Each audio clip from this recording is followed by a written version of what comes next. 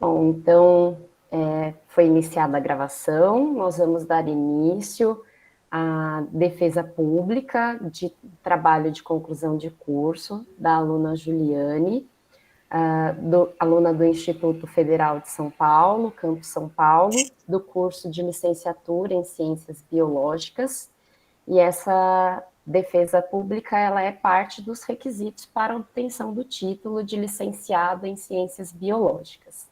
Gostaria de começar agradecendo a doutora Daniela Perrone Frias por ter aceitado o convite para participar da banca avaliadora e também ao professor Márcio Marques de Miranda pelo aceite do convite também.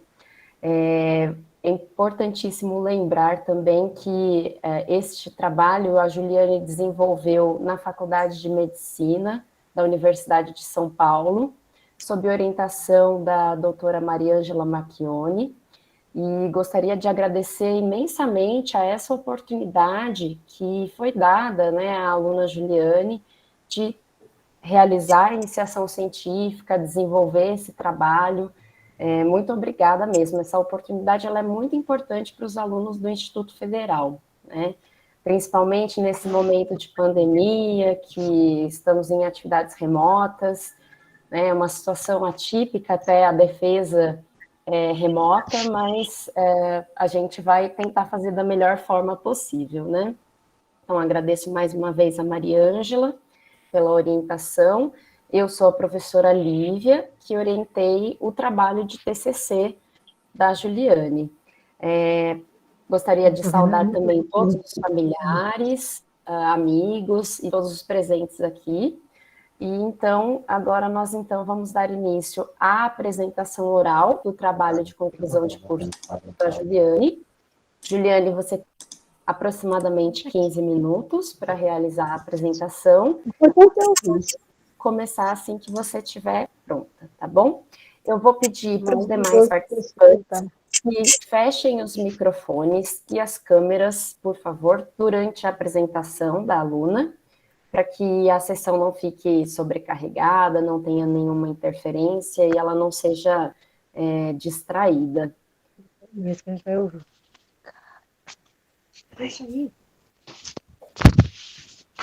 Ju, fique à vontade.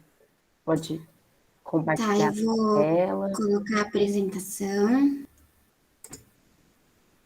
Após a apresentação da Juliane, a banca avaliadora fará as considerações e, após as discussões, a gente dá o veredicto, né, se a Juliane foi aprovada ou não, se ela está apta a receber o título de licenciada ou não.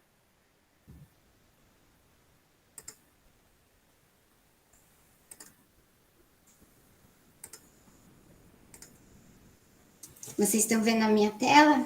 Estamos sim. Quando então, você quiser começar, fique à vontade, Ju. Tá, vou começar então. Tá ótimo. Então, boa tarde a todos, meu nome é Juliane, eu vou apresentar para vocês o meu trabalho de TCC, que foi uma iniciação científica que eu fiz na Faculdade de Medicina da USP, com o apoio da FAPESP.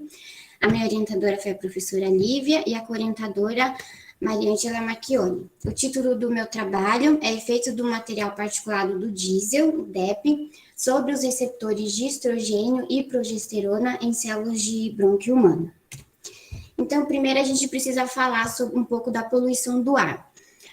A poluição ela vai agravar casos de asma, doença pulmonar obstrutiva crônica, fibrose cística, ela vai atuar também no câncer de pulmão.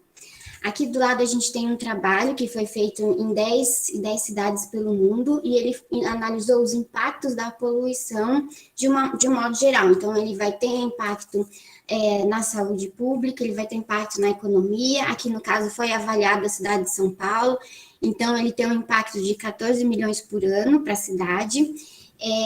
Esse impacto que ele analisou foi a poluição advinda de veículos.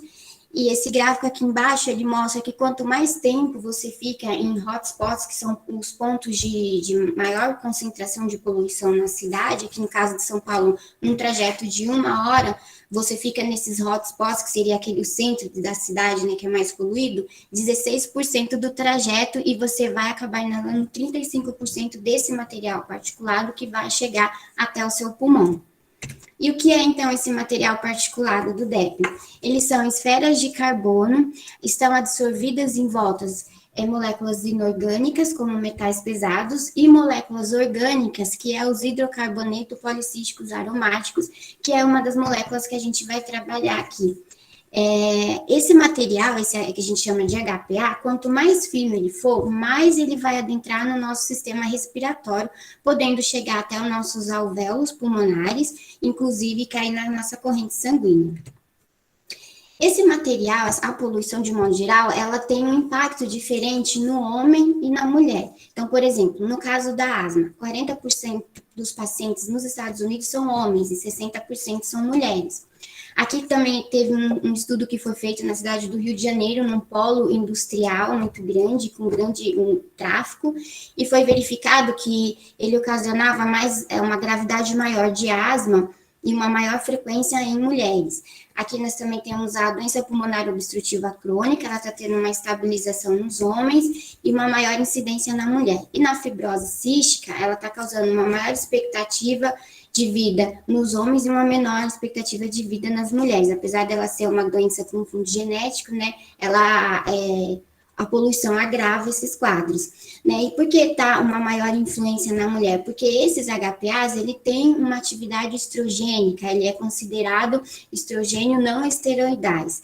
E não só esses estudos, outros estudos também têm demonstrado que o gênero feminino ele é um fator de risco para doenças inflamatórias pulmonares.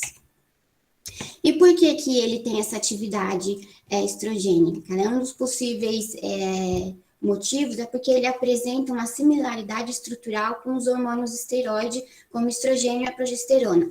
Então, aqui a gente tem a molécula de estrogênio e a molécula de progesterona.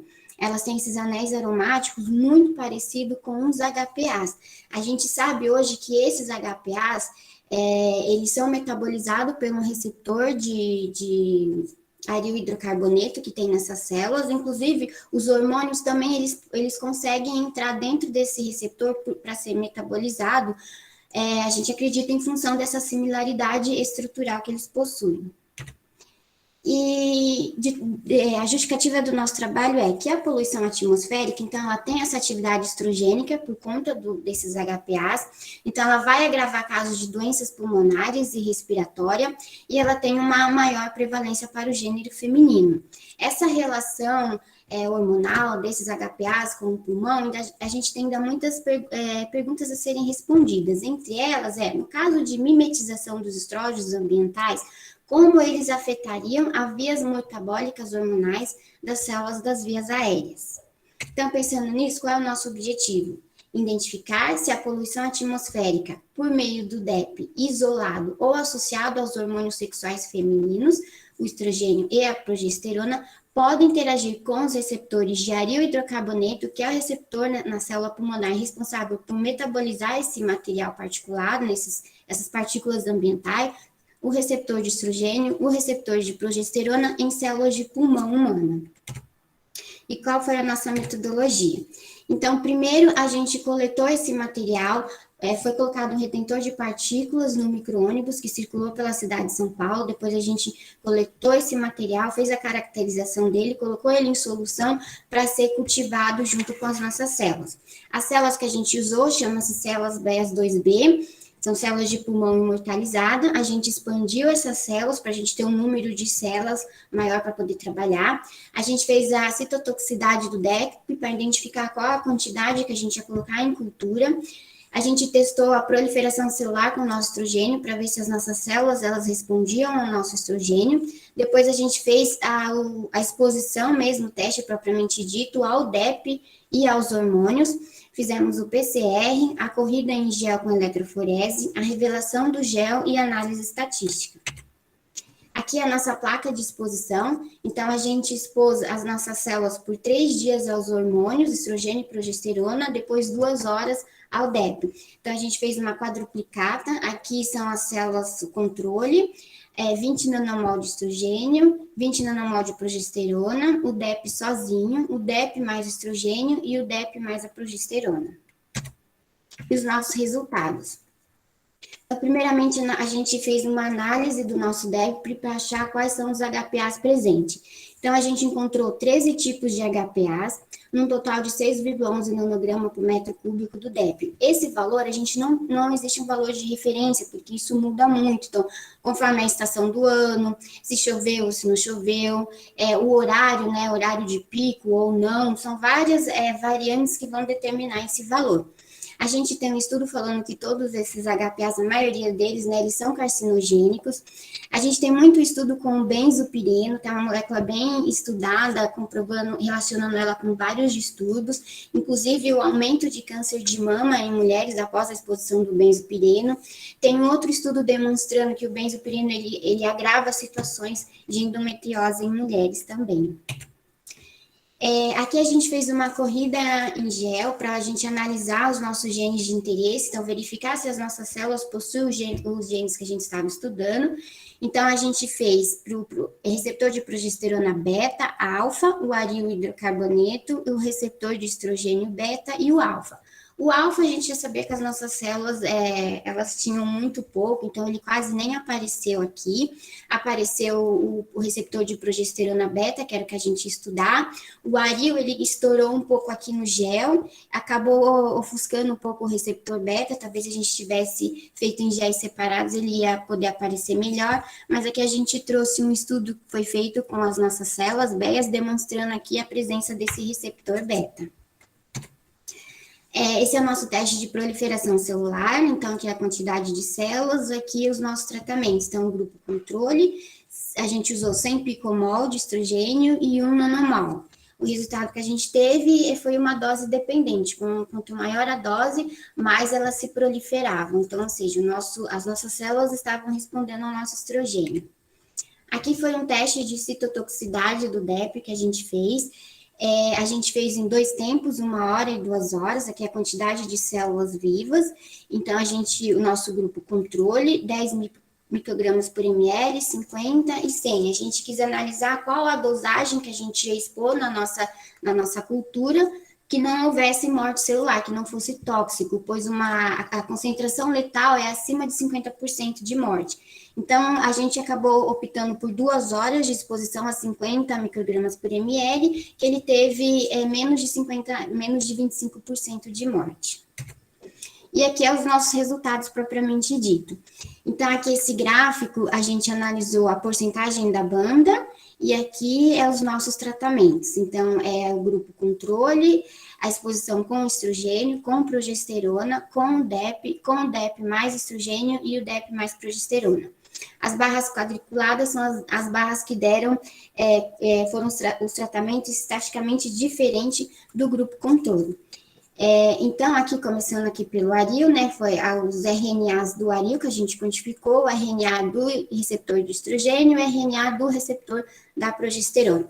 Começando aqui pelo receptor do aril, o que a gente analisou aqui? Que quando ele expôs ao DEP, e o DEP mais hormônios, é que ele mais respondeu, a gente entende que a diminuição da barras é que esses RNAs, eles foram transcritos em proteínas. Então, quando a gente expôs ao DEP, então, ele utilizou bem esse RNA, né? E quando a gente utilizou aqui com os hormônios, ele já não respondeu tanto, porque a gente entende que pode ter tido uma competição com os receptores hormonais, por isso que aqui foi menor. E outra coisa interessante nesse gráfico é que quando a gente expôs com os hormônios, ele não teve estatisticamente relevante, não alterou, mas quando a gente expôs o DEP aos hormônios, tem uma interação maior. No gráfico do RNA do receptor de estrogênio, a gente vê que todos os nossos tratamentos foram diferentes do grupo controle. Então, ele respondeu à exposição do estrogênio, da progesterona, e aqui o DEP mais hormônios, ele respondeu muito mais do que o próprio estrogênio, que é o ligante natural desse receptor. E a gente vê que o DEP realmente está interagindo aqui com esse receptor, inclusive até a progesterona está interagindo com ele. No RNA do receptor da progesterona, todos os nossos tratamentos também foram estatisticamente diferentes do nosso grupo controle, e o estrogênio interagiu com o receptor da progesterona, né, a própria progesterona, e o DEP mais hormônios interagiram muito mais do que a própria progesterona. Lembrando que esses dados aqui, eles são dados brutos, eles precisariam ser normalizados, mas a gente não encontrou um gene que pudesse, não fosse alterado pelo nosso tratamento, principalmente com o DEP, ele acabou modulando todos os nossos genes constitutivos. E qual a conclusão do nosso trabalho?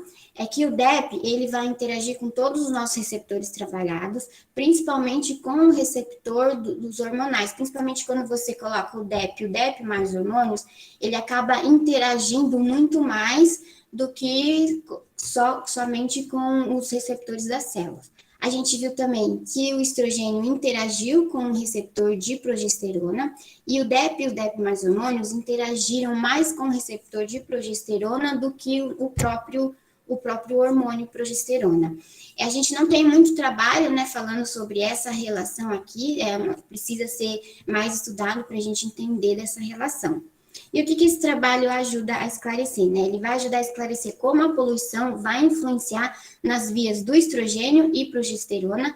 Haja vista que níveis aumentados de estrogênio no pulmão pode levar ao câncer de mama, porque há produção de estrogênio in situ no nosso pulmão. E uma alteração nessa quantidade acaba levando ao câncer de pulmão. As células de câncer de pulmão, elas têm uma quantidade muito maior de estrogênio. Então, precisa ter um equilíbrio, inclusive com a progesterona e estrogênio, porque elas vão regular ali citocinas anti- e pró-inflamatórias, e para poder ter uma homeostase no pulmão, a gente precisa estar os dois bem regulados. As considerações finais, como eu falei, é importante confirmar os dados apresentados aqui através da normalização, encontrando um gene constitutivo que não fosse alterado. Talvez nesse caso, se a gente usasse uma concentração menor de DEP, a gente conseguiria talvez normalizar. Realizar o teste de Western blot para quantificar essas proteínas, né, para verificar se esses RNAs realmente foram transcritos, e realizar um teste negativo com o antagonista do receptor de estrogênio para poder bloquear ele e ver como as células se comportam para analisar as respostas celulares melhor. Essas são as nossas referências e muito obrigada.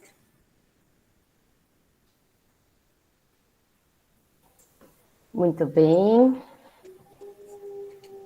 Se você quiser parar o compartilhamento, Ju.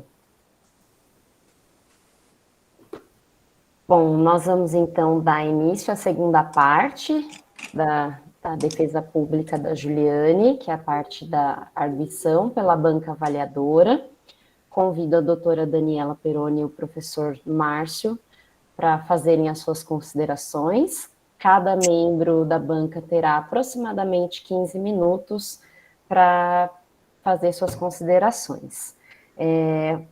Vou dar início à fala da professora Daniela, mais uma vez agradecendo pelo convite. Boa tarde a todos. Eu que agradeço o convite, professora Lívia e Ju. Fiquei muito contente de ter sido lembrada para participar da sua banca de TCC. Eu sou do grupo de poluição atmosférica, lá da Faculdade de Medicina. Então, eu acompanhei o IC da Ju, ela fazia não comigo, ela fazia com a Juliana Smellan, que está assistindo também. Mas a gente está sempre junto e eu acabei acompanhando. Então, quero parabenizar a Ju pelo seu trabalho, pela sua seriedade, pela sua responsabilidade, assim, de ter continuado a fazer o trabalho, procurar saber o que ia dar, quais iam ser os resultados. Vi toda a dificuldade que você e a Ju tiveram para realizar os experimentos e como vocês deram um jeito de ir superando cada dificuldade que vocês encontraram. Então, parabéns para você pelo seu trabalho. E então, eu vou discutir um pouquinho, eu vou tentar ser breve. Mas eu vou começar pelo documento escrito, pode ser? Pode ser. Eu achei, assim, o seu TCC bem escrito, a sua linguagem é fácil de entender, desde os seus relatórios, assim, a gente já percebia que você tem uma certa facilidade com a escrita, então eu não tenho muitas críticas em relação a isso. Só acho que podia dar uma revisada na parte do texto. Tem algumas coisinhas, assim, eu não vou ficar apontando vírgula, nem nada disso. Mas algumas frases que ficaram um pouco confusas, um pouco repetitivas, conforme a gente vai escrevendo, a gente escreve e lê 1000 vezes a mesma coisa, algumas coisinhas fogem aos nossos olhos, né? Então, só um exemplo, na introdução, a primeira frase da introdução, é de conhecimento geral que o aumento da poluição em nossas cidades tem aumentado. O aumento da poluição tem aumentado, é redundante. Então, esse tipo de detalhezinho, revisando o texto, ou pedindo para alguém que nunca leu revisar o texto, você consegue arrumar isso e tudo bem. Então, assim, só umas coisinhas pequenas. Eu achei a sua introdução boa, sua linha de raciocínio consegue conduzir o leitor a entender qual é o objetivo do seu trabalho, qual é a pergunta que você está fazendo. A sua revisão bibliográfica, a parte de poluição atmosférica, acho que você foi sucinta, mas você falou dos principais poluentes, como eles afetam o sistema respiratório, tudo bem. É só uma coisa que eu senti um pouco de falta na sua revisão, é você falar das defesas do sistema respiratório, porque é uma parte importante, inclusive uma parte importante do seu trabalho. Quando as partículas entram no nosso sistema, elas não entram com tanta facilidade assim, elas encontram alguns obstáculos, tanto físicos quanto químicos. O receptor de Aril é um deles. O receptor de Aril, ele vai desencadear o metabolismo de xenobióticos, então ele é uma resposta, ele é uma tentativa do sistema respiratório de se defender. Então, depois de poluição atmosférica, antes de começar a falar dos receptores, dos hormônios, eu teria colocado uma partezinha só para você complementar o sistema respiratório, quais são as células que são atingidas principalmente, como elas tentam se defender.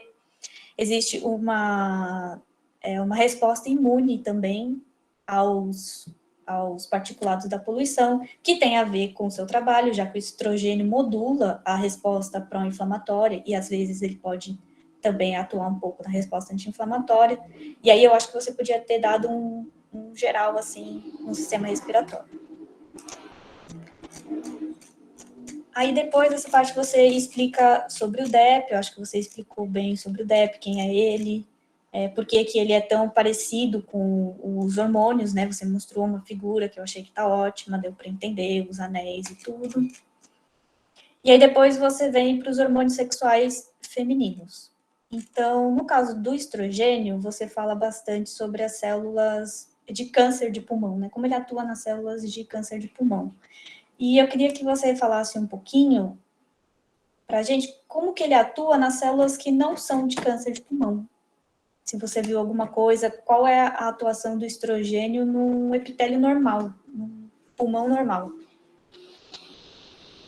Ele vai atuar como numa proliferação celular, né, na diferenciação celular, ele tem uma atuação tanto no núcleo como no citoplasma, ele tem essas duas vias de atuação, e ele também regula algumas citocinas pró-inflamatórias, que ele vai poder regular dentro dessa via e vai ativar ali o núcleo para gerar depois outras respostas. Então, é mais diferenciação celular, proliferação que ele vai estar atuando dentro do nosso pulmão. Isso, e ele também ajuda na manutenção da matriz extracelular, né, onde as células do epitélio ficam apoiadas. Até você cita o trabalho da doutora Kelly, falando que no trabalho dela, ela encontrou aumento da expressão de metaloproteinase 9, que é uma proteína da matriz extracelular, depois que camundongos fêmeas foram expostas ao DEP. Então, você podia ter falado, assim, alguma coisinha da atuação do hormônio em epitélio normal, principalmente por causa do seu modelo de estudo. Mas tudo bem, eu achei que você foi bem detalhista nessa parte dos hormônios, né? Você colocou imagens explicando quais são as vias, então o estrogênio tem a via genômica, a via não genômica, achei essa parte bem completa. A única coisa que eu teria feito, talvez, diferente, aí é só uma sugestão, você conversa com o seu orientador, se você quiser mudar ou não, mas eu puxaria o receptor de Aril antes dos receptores de hormônio aqui na sua revisão, porque você foi falando dos receptores de hormônio, e aí dentro de hormônios sexuais femininos, você já fala do Aril, já fala do CYP, já fala das enzimas de fase 1 e fase 2, então meio que queimou a largada, sabe?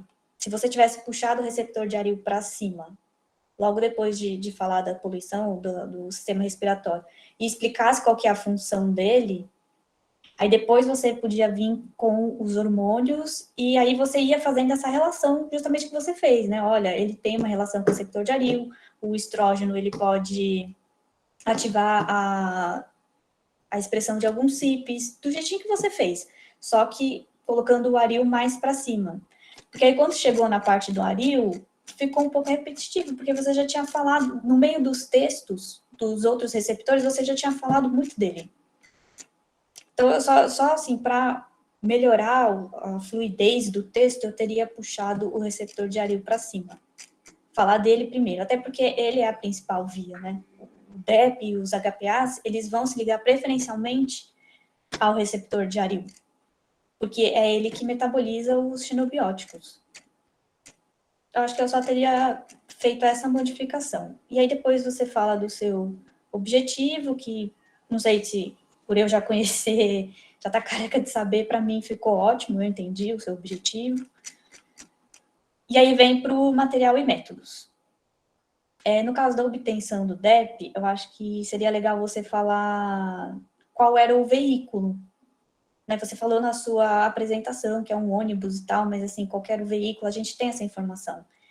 Quanto tempo ele ficou rodando com o retentor de partículas, qual que é o ano do motor, dependendo do ano do motor, muda a quantidade de fuligem que você tem escapando pelo escapamento e tudo. Então, são detalhes, mas só assim para complementar.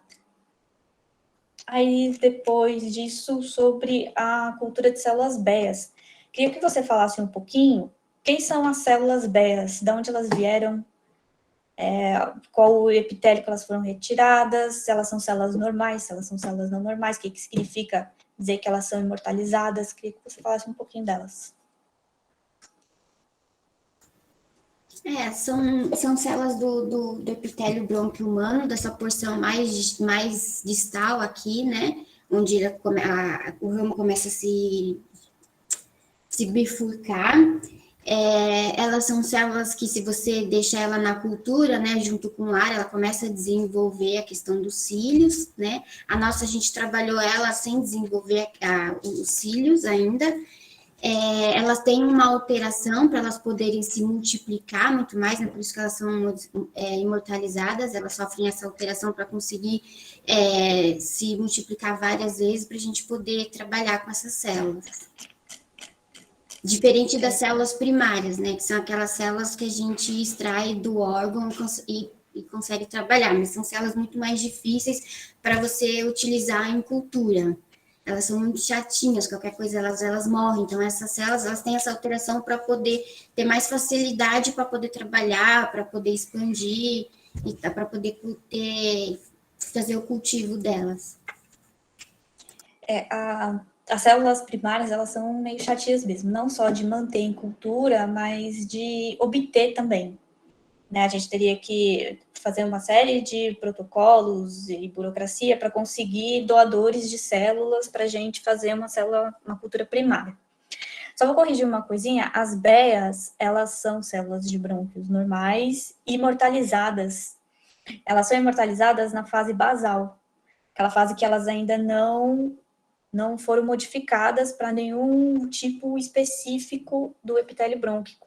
E elas não podem ser modificadas, na verdade. A gente não modifica elas justamente porque elas ficaram imortalizadas nessa fase e elas não conseguem desenvolver. Então, eu vi ali que você teve uma dificuldade de encontrar os receptores de estrogênio, os receptores de progesterona, e aí, por isso que eu te perguntei qual que era a função do estrogênio no epitélio em homeostase, porque ele ajuda na diferenciação celular.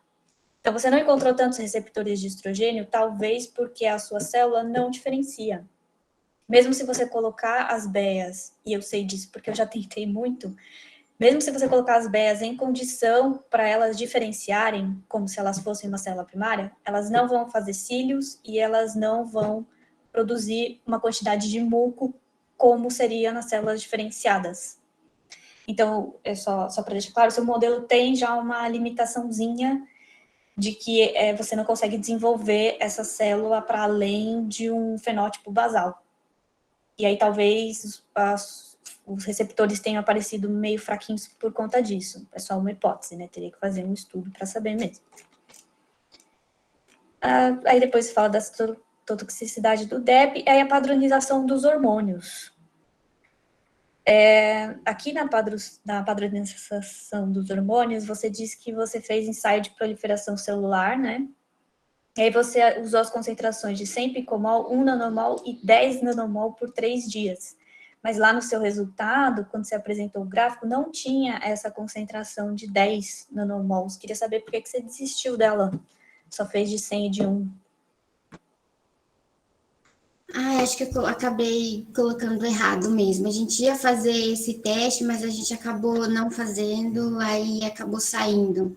A gente tinha visto com base num artigo científico, eles usaram essa concentração. Essa concentração, geralmente, ela é muito variável, né? Eu já encontrei até de 1 picomol, 100, e aí a gente acabou delimitando, porque a partir de uma concentração muito alta, começa a haver um bloqueio entre estrogênio e progesterona, né? A progesterona pode até bloquear o receptor de estrogênio. Então, a gente preferiu usar uma concentração de 20 nanomol, que é uma concentração mais baixa, porque 100 nanomol já acontece uma interferência, um bloqueio entre a progesterona e o receptor de estrogênio. E a gente optou por 20, um valor mais baixo. Mas é bem variável na literatura a quantidade dos hormônios, tanto do estrogênio como da progesterona. Definir a concentração do que você vai utilizar, principalmente nesses testes in vitro, é meio complicado, né? A gente tenta fazer alguma coisa mais ou menos perto do que seria o natural, né? Quanto de hormônio o pulmão recebe, mas a gente nunca tem esse dado, e aí a gente vai pesquisar na literatura que os outros pesquisadores fizeram, e cada um usou uma concentração. Essa parte realmente é uma parte nebulosa, assim, do nosso trabalho. Mas eu tiraria, então, esse 10 nanomol do texto. Tiraria, só colocaria que foi utilizado nas concentrações de 100 picomol e 1 nanomol e pronto. Nem cita ele. E depois vem a parte da extração do RNA, você fez o PCR convencional, né, aquele que corre no gel. E aí você fez uma quantificação pelo programa ImageJ, mas você não detalhou muito, assim, como foi feita essa quantificação. Eu queria que você falasse um pouquinho, né? Podia ter mostrado até um anexo, alguma coisa assim, como é feita essa quantificação na banda, o tamanho da banda, a intensidade da cor da banda, como é que é feita essa conta?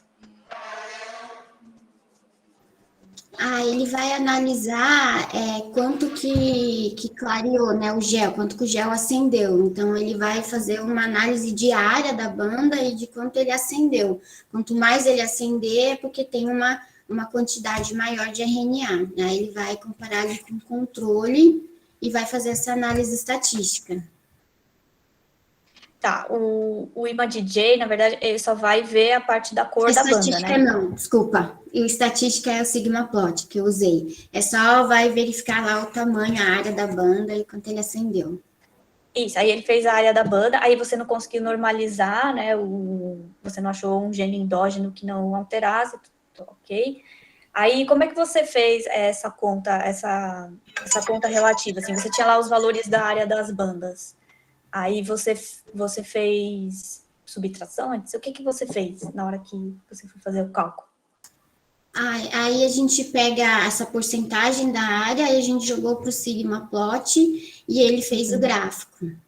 A partir dessa porcentagem que ele analisou as bandas, né? Ele me dá uma numeração em porcentagem, eu jogo essa numeração para o Sigma Plot para analisar. Então, foram os dados brutos, você não fez nenhuma relação assim, ao controle, por exemplo, uma razão entre os grupos de tratamento pelo controle? Pelo não controle de cada um, né? A gente fez uma... para cada RNA, a gente comparou os tratamentos com o controle dele mesmo.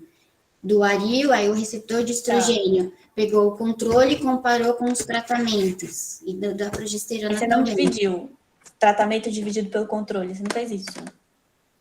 Aquela razão, porque eu não tenho muita experiência com esse PCR em gel, eu tenho mais experiência com blotting, né, Western blotting. No Western blotting, quando eu fiz para o meu mestrado, a gente fazia assim, então tinha as bandas, tinha o meu controle, meus grupos de tratamento, e antes de jogar no programa estatístico, a gente fazia uma razão. Pega os tratamentos, divide pelo controle, o controle fica considerado como sendo 1, e aí, se a razão desse maior que 1, aquela proteína aumentou em relação ao controle. Se a razão desse menor que 1, aquela proteína diminuiu em relação ao controle. E aí, depois, na estatística, a gente comparava entre os grupos. O que eu estou querendo saber é se você fez essa etapa de razão entre os grupos de tratamento divididos pelo controle. Ou se foi só os dados. Sim, você a fez? gente fiz. Ah, então tá. Então, podia ter falado isso no material e métodos. Fala o que você fez, o que significa, entendeu? Essa razão, maior que 1, menor que 1. Aí depois a gente... Na parte de resultados... Em resultados você colocou. Em resultados tem lá mais ou menos uma descriçãozinha, mas isso eu acho que eu colocaria no material e métodos, para a pessoa entender mais ou menos como é que você vai fazer essa quantificação dessa banda. Na parte da análise estatística, você acha que é interessante colocar no material e método? Na verdade, aqui quando você fala do ImaDJ, você já podia ter falado alguma coisa ali. Porque quem não sabe, assim, a pessoa não tem noção de como é feito a quantificação daquelas bandas, né? Porque o negócio vem uma imagem para você cheio de tracinho. Como é que você vai quantificar esse tracinho? Depois que você quantificou, você vai fazer o que com esse número? Ele significa o quê? Então, eu não sei, eu teria colocado no material e métodos aqui, depois que você fala do ImaDJ, dá essa completada.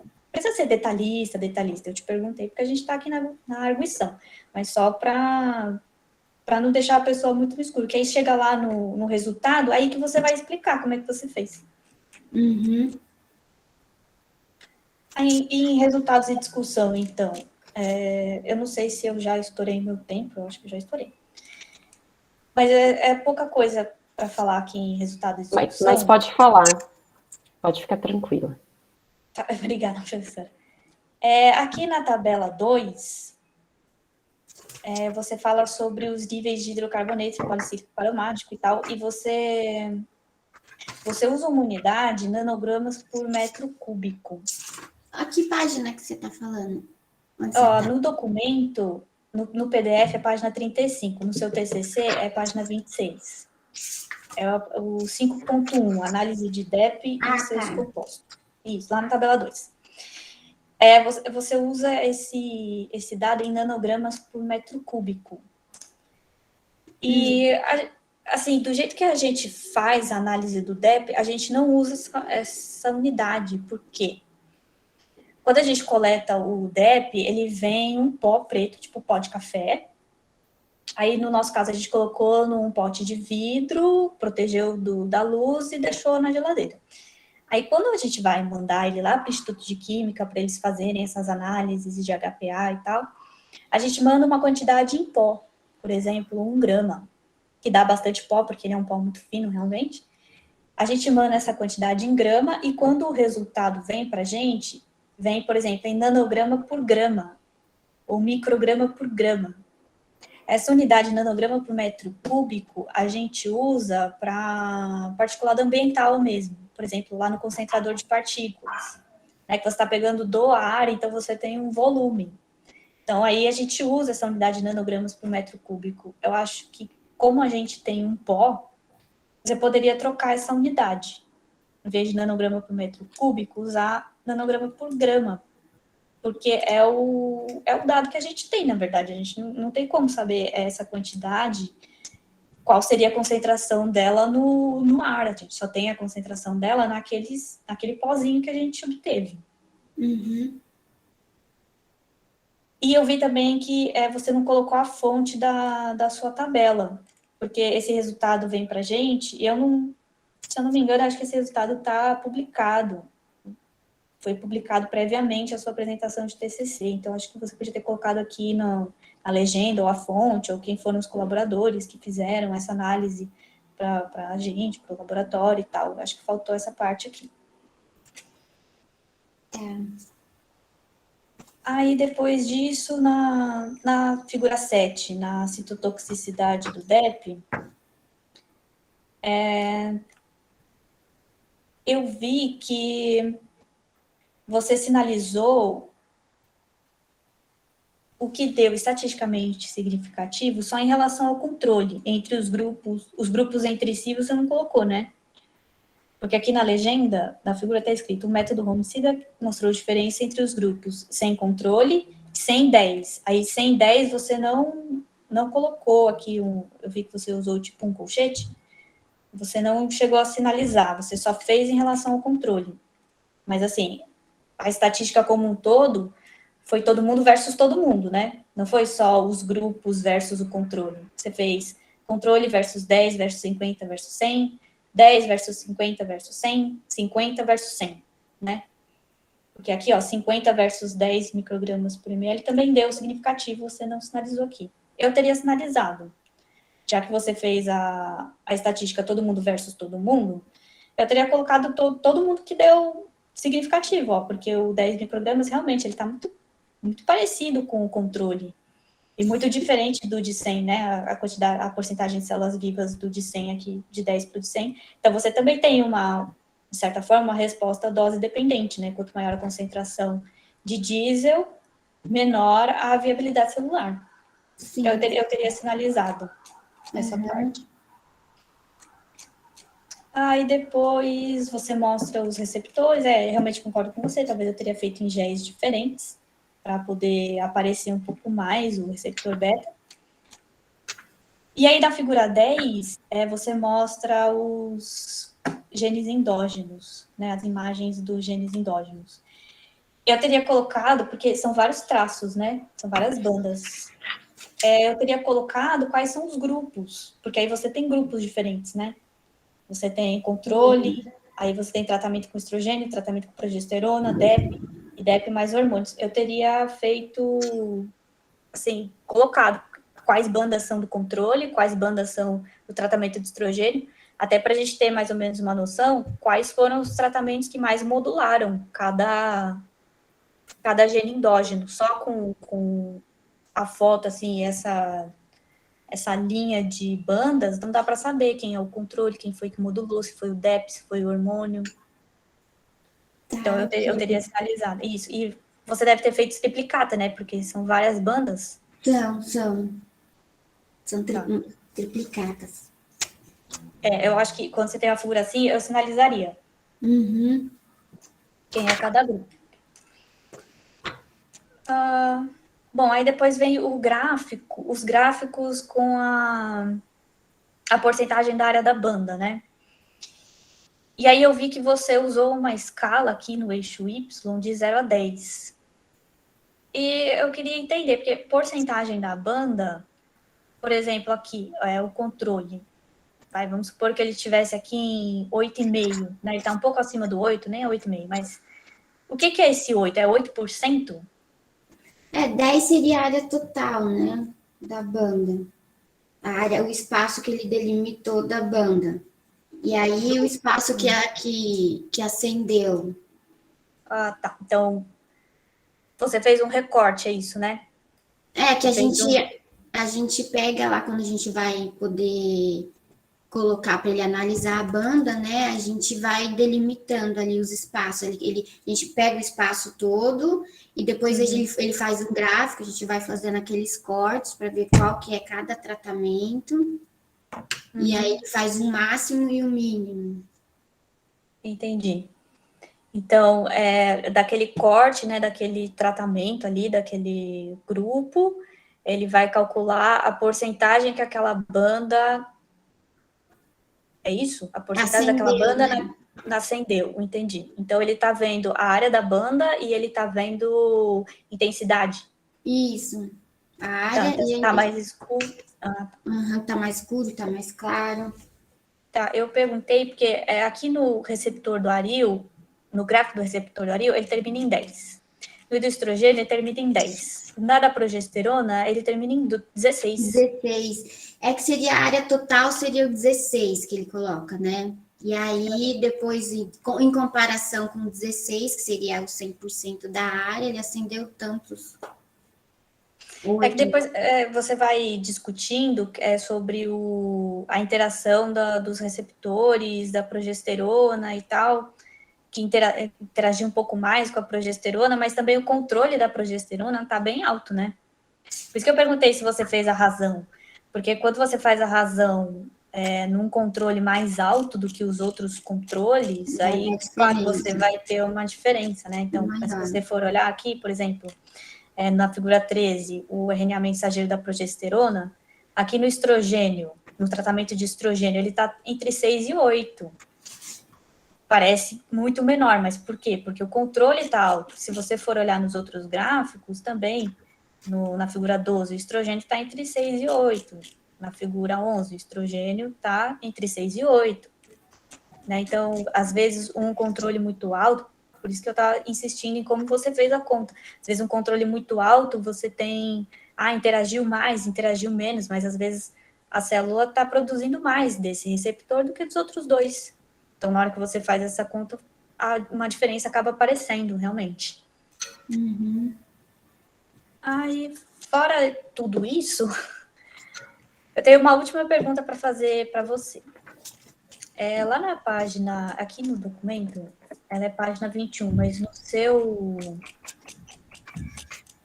no seu TCC, ela é página 11. Página 20 no PDF e página 11 no seu TCC, você mostra uma via do estrogênio, que uma é a genômica e a outra a não genômica. Encontrou? Sim. Então, eu queria fazer uma pergunta para você. Dos resultados que você teve de RNA mensageiro, de proliferação celular, e considerando o tempo de exposição do DEP, você acha que ele pode estar interferindo, se ele está interferindo na expressão dos receptores, você acha que é a via genômica ou a via não genômica? Um chute. Aí teria que ser o Gene Repórter para poder saber se ele está acessando a via genômica ou não. Porque ele tem um tempo, né, até você acessar o DNA, e esse tempo até ele produzir o RNA, esse RNA ser transcrito, existe um espaço aí de tempo. No caso, a gente colocou o DEP 2 horas. Eu creio que 2 horas não daria tempo para acessar o DNA e fazer ele produzir mais RNA. E aí eu creio, né? A gente tem outras proteínas, eu cito, acho que, não me engano, a oncina, que ela tem de 6 a 12 horas, né? Para poder fazer todo esse processo aí de acessar o DNA e gerar o RNA. Então, eu creio que nesse espaço de 2 horas de exposição, não teve tempo dele produzir mais RNA, foi o RNA basal que a célula já tinha quando a gente quantificou. Então, você acha assim que no que você fez, dentro da exposição que você fez, você acha que ali você só conseguiu pegar a via não genômica, se teve alguma via sendo com alguma interferência? Seria a não genômica? Não, assim, seria o RNA basal que tem na célula que ela utilizou. Não deu, eu acho que não daria tempo de verificar a via genômica. Porque o DEP ele é muito contaminado, né? Não tem como eu fazer uma exposição de um tempo muito grande.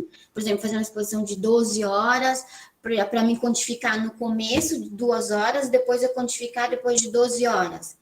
Para mim ver essa relação do RNA, para ver se ele acessou o núcleo e transcreveu em RNA, né? Se ele acessou ou não a via genômica. E você pensou em usar outro marcador, de repente?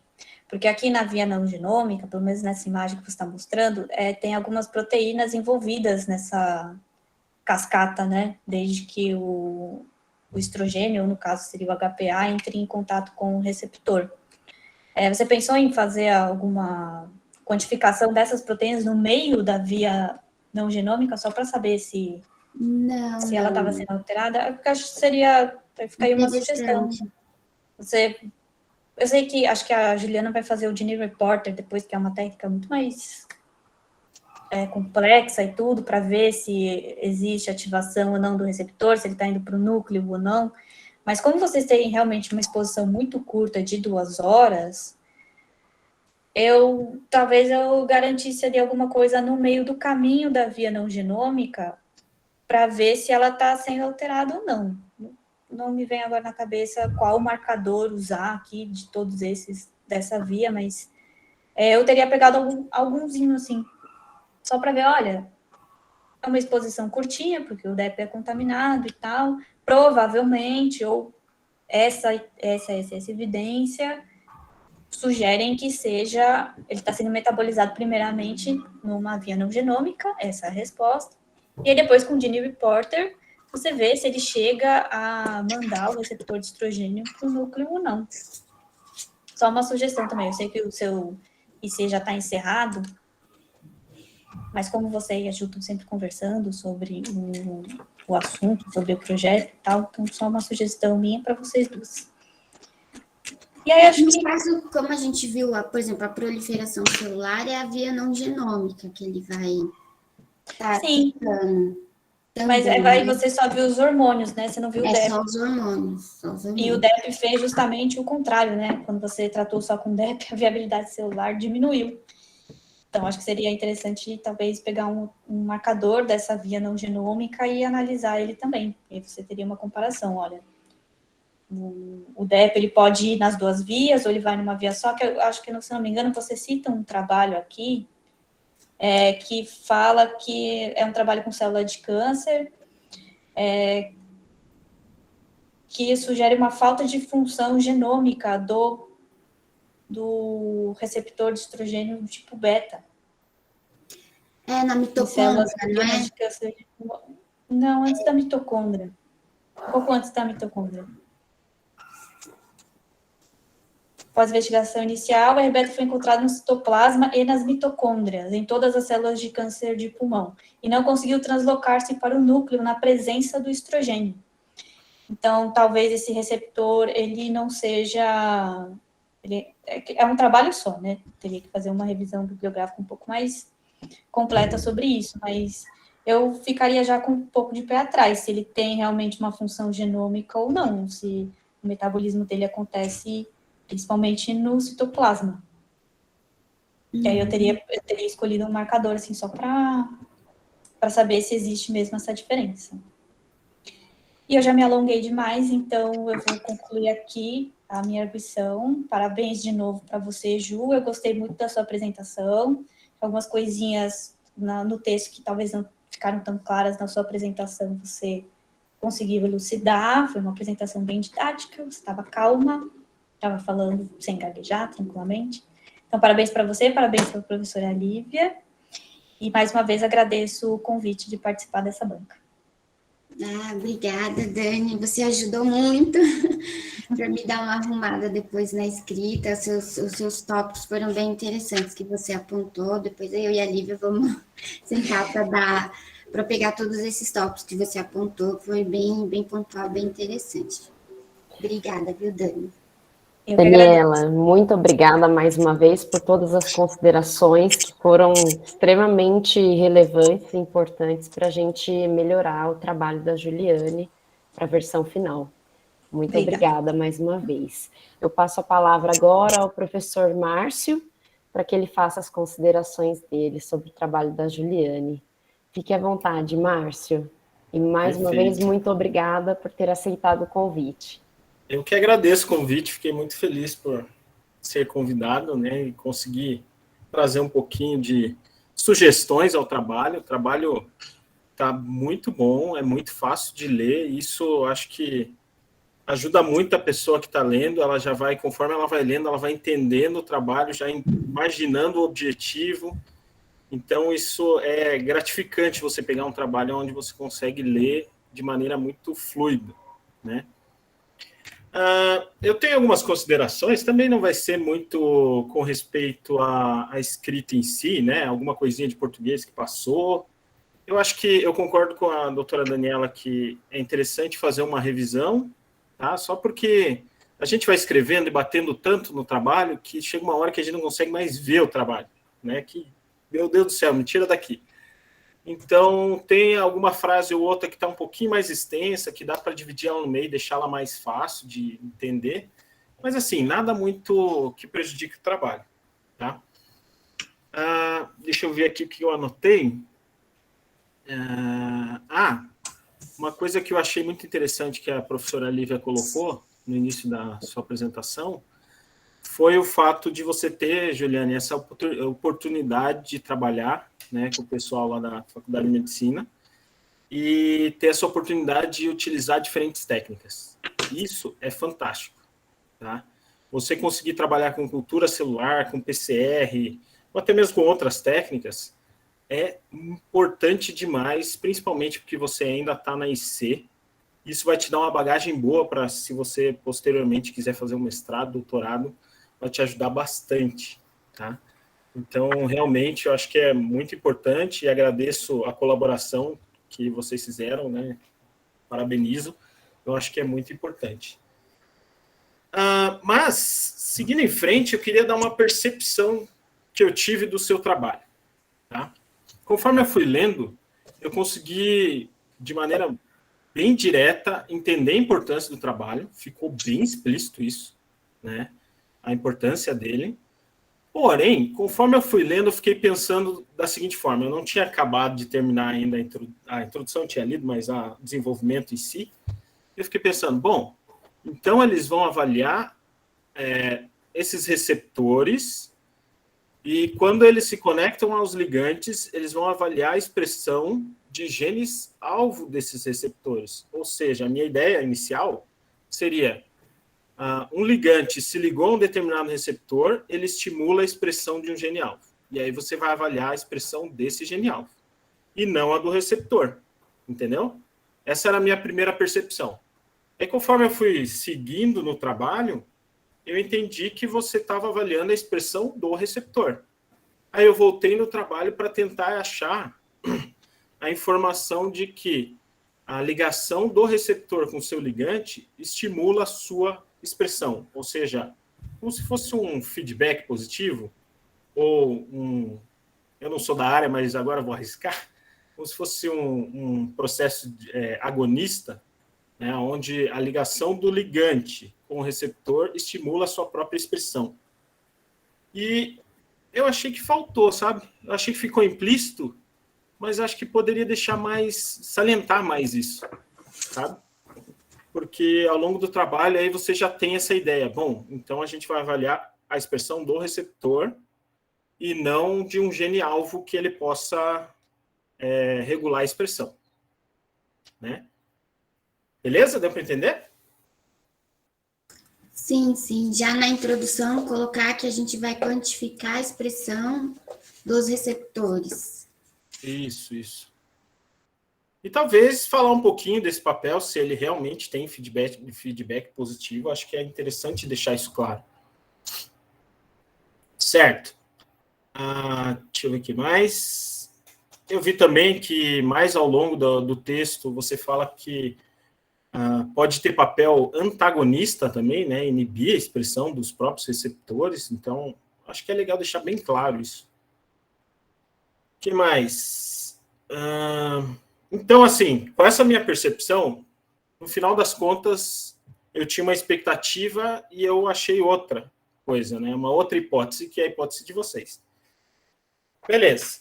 Aí, quando chegou na metodologia, eu vi que vocês começaram a trabalhar com housekeepings, né? Com os endógenos, genes endógenos, e segundo a modulação, ou seja, a variação na expressão deles, vocês não utilizaram. Aí eu fiquei pensando, vocês fizeram a expressão do housekeeping em separado com a expressão do receptor? Por exemplo, vou tentar explicar melhor isso. Quando eu fiz análise de expressão gênica, a gente colocava no mesmo tubinho o par de primers do gene-alvo e o par de primers do gene endógeno. Por quê? Porque, às vezes, se você colocar só o endógeno em 3 tubinhos, quando você faz a quantificação dele, ele pode ter uma variação pura e simplesmente por causa da pipetagem, certo? Só que quando você coloca o gene-alvo e o housekeeping no mesmo tubinho, essa variação da pipetagem vai para os dois, entendeu? Então, contribui nos dois. Então, se você fizer o que a gente chama de PCR multiplex, que é colocar o par de primers do gene-alvo junto com o par de primers do gene endógeno, essa variação se dilui. E aí, aquilo que afetou a expressão do gene-alvo vai afetar a expressão do gene endógeno. Seja por pipetagem, alguma coisa assim, temperatura naquele momento, que for, certo? Mas o que a gente vai querer, efetivamente, é comparar o endógeno com o gene-alvo. E como eles estão no mesmo tubinho, você consegue fazer essa comparação, entendeu? Agora, se você colocar em tubos separados, pode ser que tenha uma variação maior de pipetagem ou de outros fatores que aí sim vão influenciar na expressão disso e fica difícil de você comparar. Então, eu sugeriria para você tentar fazer isso, fazer uma multiplex, ou seja, colocar o par de primers do gene-alvo junto com o do gene endógeno. Só tem um detalhe que você tem que ficar atenta, que os fragmentos têm que ser de tamanho diferente. Tá? Então, por exemplo, você fez lá do seu gene-alvo e colocou os primers e deu 100 pares de base, o seu gene endógeno tem que dar diferente disso, senão vai ficar uma banda só e você não vai enxergar os dois. Tá? Então, de repente, se tentar fazer isso, eu vi que na sua figura, desculpe, na sua figura, deixa eu até ver qual figura que é, que fala dos housekeeping. Tem um gene ali que apareceu bem até, que foi esse RPL13A. A gente tentou até tentar normalizar com ele, mas não deu certo. Ele tem uma pequena modulação e aí acaba dando diferente mesmo. Eu vi que ele tem em algumas colunas ele está um pouquinho mais apagado que outras, né? Sim. Já aproveitando, eu também concordo com a doutora Daniela que seria interessante colocar o que é cada coluna, para a gente já ter uma ideia do que está acontecendo. Mas, mesmo que aconteça essa diferença entre colunas, se tiver junto com o gene-alvo, não tem importância. Você vai comparar a coloração do gene endógeno com o gene-alvo. E como eles estão no mesmo tubo, em cima de as mesmas variações de reagente, de temperatura, do que for, dá para fazer. Tá? Vale a pena você testar, pelo menos. Vale a pena você testar. E aí você consegue fazer o que a doutora Daniela falou, que é a razão, né? Ou seja, a quantificação relativa que a gente chama, que é você verificar a comparação entre o gene endógeno e o gene alvo. Tá? Deixa eu ver o que mais. Sobre o programa Imagem J, lá, o J, eu também gostaria que você escrevesse melhor sobre ele. Eu fiquei com dúvida, porque eu nunca utilizei ele. Então, é difícil da gente imaginar como que foi quantificado, tá? Mas depois que você respondeu as perguntas da doutora Daniela e na sua apresentação, ficou mais fácil da gente entender que forma que ele estava quantificando aquilo, certo? Então, acho que vale a pena esmiuçar um pouquinho mais ali. Certo.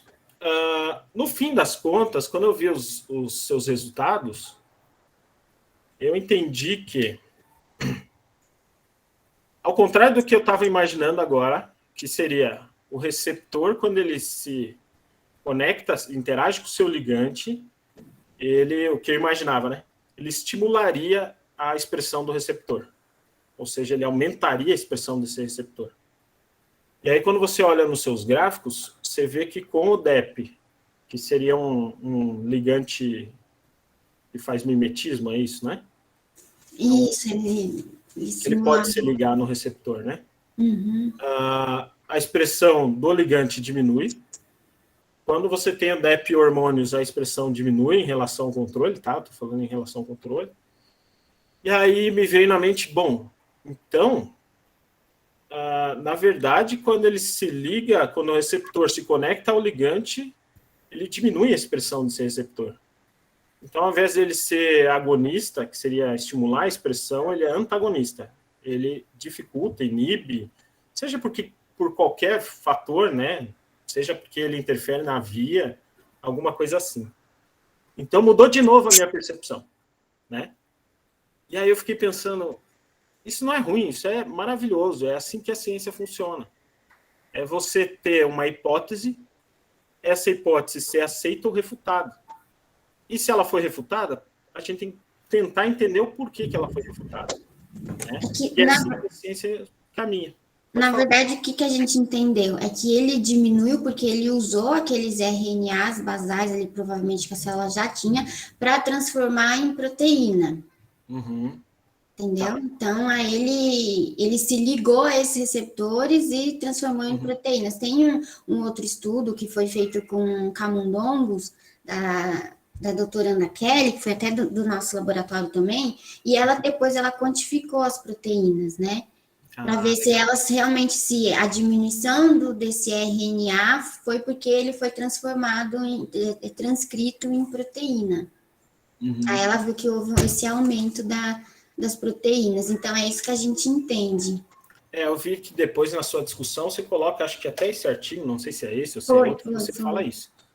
E aí, nesse momento, eu fiquei pensando, então, eu acho que como sugestão seria interessante num próximo passo, como a professora Daniela falou para um dos receptores, você tentar verificar a expressão de um gene-alvo, de cada receptor, para ver se ele está aumentando a expressão desses genes-alvos. Por exemplo, quando você tem o DEP, por mais que ele seja muito ocupado pelo DEP e pelo próprio ligante natural dele, será que ele está estimulando, está aumentando a expressão de um gene-alvo? Ou seja, quando você compara com o controle, o gene-alvo, ele está mais expresso ou menos expresso? Certo? Acho que é, assim, uma sugestão de um próximo passo. Tá? A doutora Ana que está me acompanhando, a Juliana Smella, ela vai fazer um ensaio com o Gene Reporter para ver exatamente se os genes que ele está sendo ativado ali depois que a gente faz os nossos tratamentos. Legal. Perfeito. Então tá tudo caminhando do jeito que deveria. E uma última coisinha que eu acho que é interessante você colocar, talvez no finalzinho da discussão, e que foi discutido bastante até o momento, mas que para alguém de fora da área, às vezes pode passar desapercebido, por mais esquisito que seja, é você colocar no final da discussão algo para trazer de novo o leitor a ideia de que esse trabalho ele foi feito in vitro e não em vivo. Tá? Ou seja, que você, num sistema biológico, você tem diversas variações e variantes, né, acontecendo ali, e pode ser que esse resultado seja um pouco diferente. Tá? Mais por preciosismo mesmo, mais para deixar bem claro, isso aqui, tudo que a gente encontrou foi num ambiente controlado in vitro. Pode ser que num sistema com células do sistema imune, com outras substâncias interagindo, pode ser que isso daqui seja diferente. Tá? Em resumo, era isso, certo? Adorei sua apresentação, já tinha visto uma parte dela, mas acho que ficou bem didático, bem fácil da gente compreender o que você queria passar.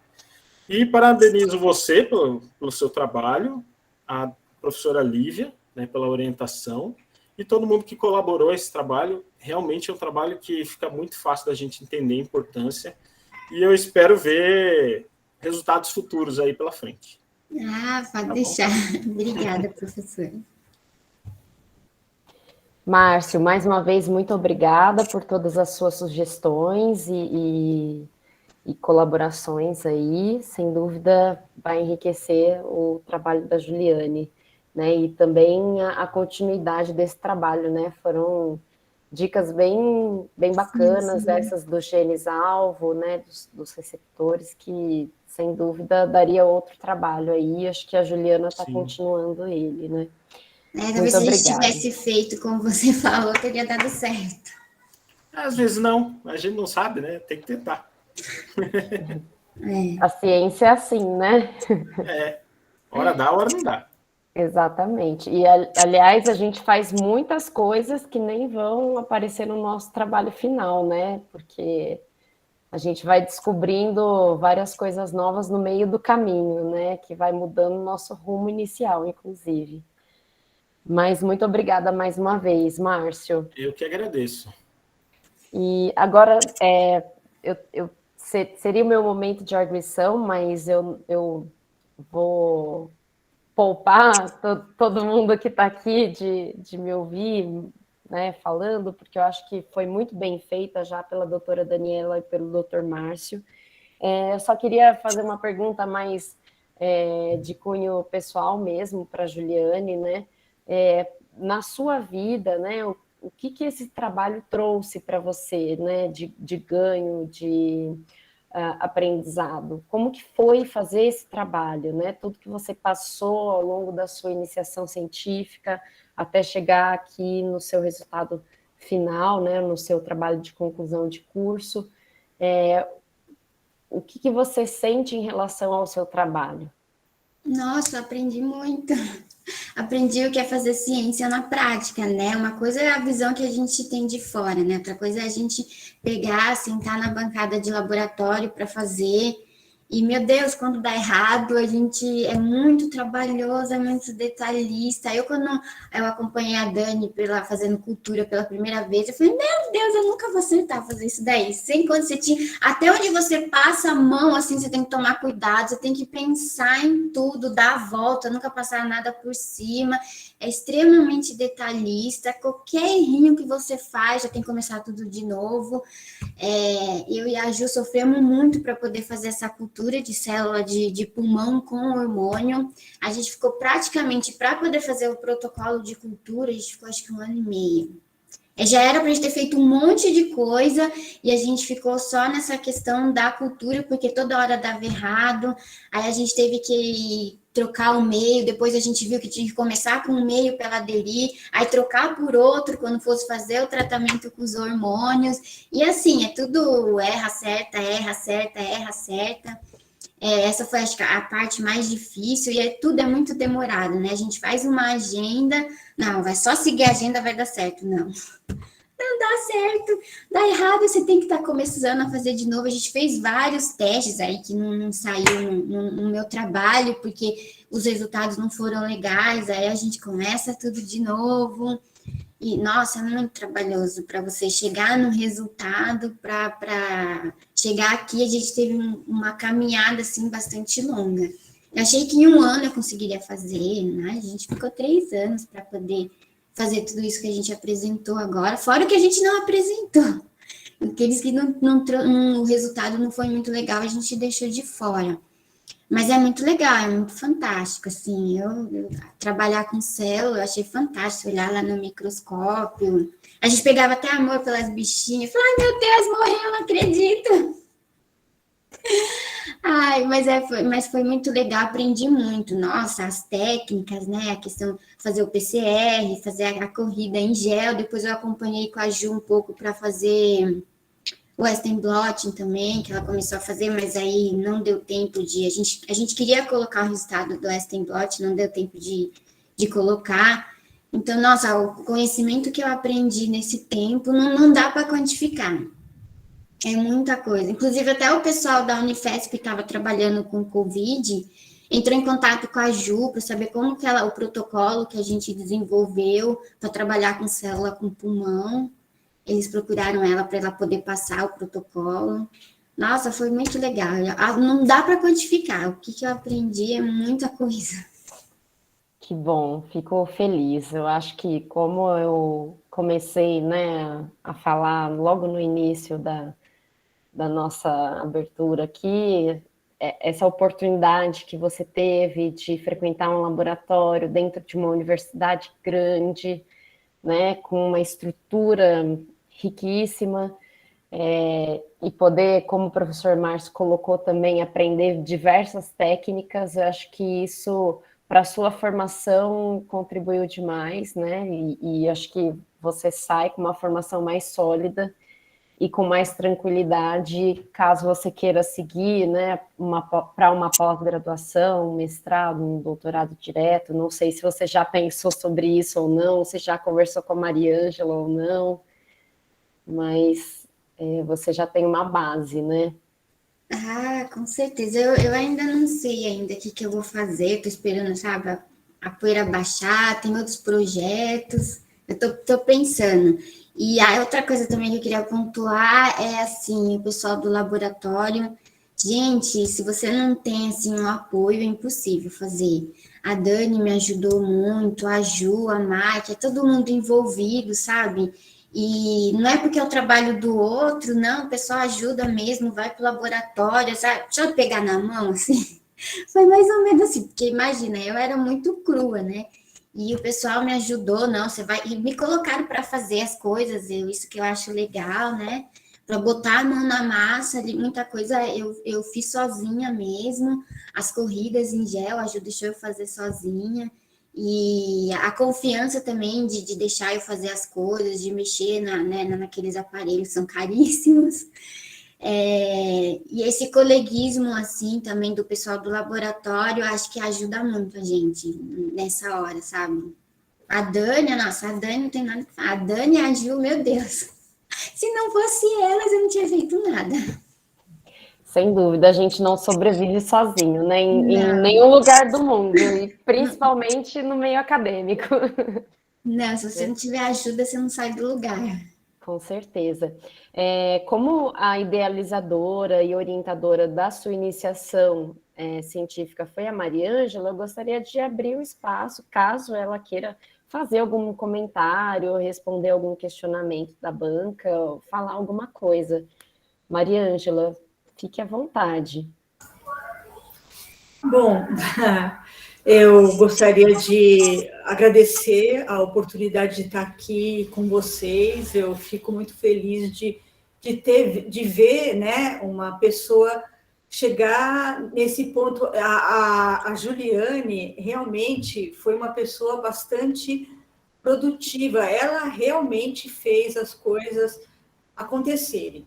E eu acho que eu não sei, por eu ter assim a oportunidade de ter pessoas muito boas comigo, tem a Dani, tem a Juliana e a Juliane, eu acho que assim eu nunca tive assim nenhum problema maior sabe, eu acho assim que eu ponho as coisas, eu dou as coisas para elas e elas que se mais ou menos desenvolvem, né?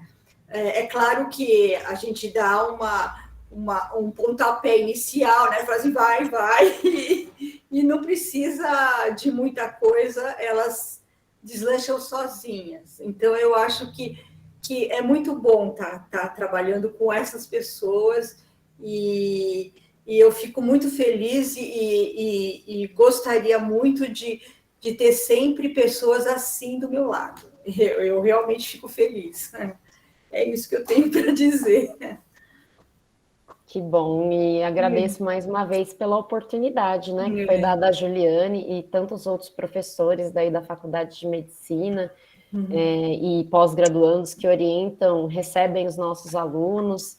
Essa experiência que eles têm aí, essa vivência dentro do laboratório é riquíssima para a formação deles e que, infelizmente, o Instituto Federal ainda não tem condições de dar, né? A gente, infelizmente, tem uma precariedade de estrutura em laboratórios de pesquisa, né? Então, os alunos sendo acolhidos na USP, na Unifesp, eles conseguem desenvolver essa parte mais acadêmica e do método científico mesmo com mais primor, né? E a gente agradece imensamente essa oportunidade, né? Eu também fico muito feliz e sempre que possível a gente sempre está proporcionando às pessoas porque realmente a gente dá a mão, mas se a pessoa não souber segurar e ir para frente, a gente a tese não, o TCC que vai provavelmente se transformar numa tese, não aconteceria. Eu acho que depende muito das pessoas que conseguem segurar e proporcionar isso para elas mesmas, né, também, né? Obrigada. Sem então. dúvida. Eu que agradeço. Juliana, que acompanhou também a Juliane de perto, se você quiser fazer alguma consideração, algum comentário, fique à vontade. Tudo bem. Eu fico até emocionada, de verdade, assim, porque a Ju, ela não foi só uma aluna, ela se transformou numa amiga e vai ser bem difícil dar continuidade agora sem esse meu braço direito nesse trabalho. Mas eu fico muito feliz com o resultado que ela, né, trabalhou e alcançou até aqui. Acredito que foi um bom trabalho. A Ju tem uma cabeça bem aberta para a ciência e para vários outros assuntos que o nosso mundo está precisando, né? Então, eu acho que está de parabéns. Se quiser voltar, estarei esperando. E vamos continuar e ver o que vai dar esse monte de trabalho ainda que a gente tem pela frente. Sim, ainda Sem tem dúvida. um bom pedaço ainda para terminar, Ju, mas vamos conseguir. É isso aí. Obrigada, Juliana, também por todo o apoio e os ensinamentos aí para a Juliane. Imagina que é isso. Obrigadão. Bom, então, nesse momento, a gente vai fazer uma pausa, vou deixar a sala aberta para que eu, a Daniela e o Márcio consigamos fechar a avaliação da apresentação da Juliane, para que a gente possa dar o resultado final, né, do texto, né, da monografia e da apresentação, né? Márcio e Daniela, a Juliana encaminhou junto com a versão final do TCC 2 fichas, né, em Excel. Daí eu vou pedir para vocês me passarem, por gentileza, vou dar um tempinho, eu não sei se vocês preferem que a gente faça uma outra chamada para discutir algumas coisas, ou se vocês querem fazer a avaliação individualmente e me mandar, como que vocês acham melhor? Olha, por mim, qualquer opção, estou dentro. Por mim também. Certo. Você achar melhor, então, Lívia? Tá ótimo. Eu tô com o contato de WhatsApp de vocês dois. Se vocês quiserem, a gente pode se conversar em off aqui, né? Para a gente finalizar a avaliação. E daí, então, daqui a pouquinho a gente volta para dar o resultado final para a Juliane e para todo mundo que está aqui com a gente assistindo, tá bom?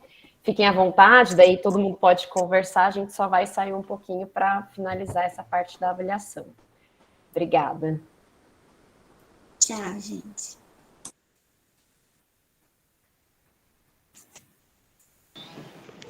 Parabéns, Ju! Foi super bem! Ai, meu Deus do céu.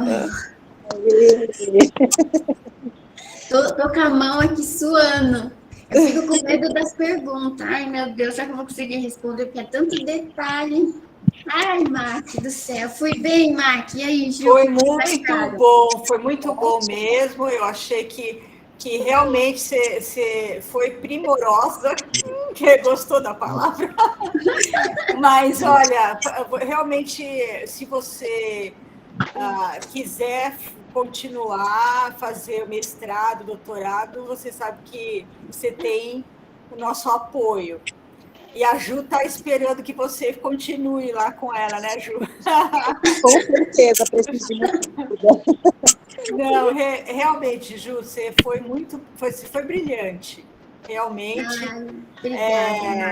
Você foi uma das... Assim, quer dizer, todas vocês, olha... Eu não tive uma pessoa, quer dizer, eu tive né? Mas, olha, as mulheres foram primordiais, assim, foram muito legais, eu adorei todas vocês. Viu? Hoje acho que melhorou até da vez que ela apresentou para a gente, não foi? Foi sim, foi muito bom. Eu tive mais clareza em algumas coisas, ajuda, né? Assim, de eu falar, nossa, isso faz sentido que ela está falando, é verdade. Ah, eu mesmo. acrescentei algumas coisinhas que eu achei interessante falar. Foi muito bom. Uhum. Parabéns, viu? Parabéns mesmo. E eu fiquei Ai, nervosa, obrigada, Elaine. fiquei junto com a Ju nervosa aqui. Falei, ai, meu Deus. Foi lindo mesmo. Obrigada, Jaque. Deu para entender, Mel? Não, eu que sou totalmente leiga no assunto, foi maravilhoso, foi muito claro, muito bom. Muito bom. Parabéns. Alguém que é de fora consegue entender que a gente conseguiu ser Sim, claro. sim. Essa é a parte mais difícil, fazer que alguém que é de fora consiga entender do que a gente está falando. O que Mas muito bom. Uhum. Viu, Ju? A Ju Smeller. Você fez o curso de bio... Nossa, não terminei, porque eu não vi que era acabar no ano novo. Não, eu fiz, mas a última, porque são três estágios lá, três. O terceiro eu acertei 4 de 14. Eita, Mac. Eu vou fazer tudo de novo, porque tem que ser 100% eu fui muito... bom, eu também fiz, assim, muito mal feito, entendeu? Eu acho que eu preciso... A gente estava nessa férias, eu também vou revisitar ele agora, porque acabei não fazendo as coisas. A mamãe está muito orgulhosa. Essa é sua mãe, Ju? Hã? Essa é sua mãe, não? A Alberice é minha mãe. Olá, ela fala bastante da mamãe, tudo bem? Cadê? Eu quero ver. Ela tá... Abre a câmera, mãe. Oh, meu Deus, coitada da mãe. Ela não vai abrir.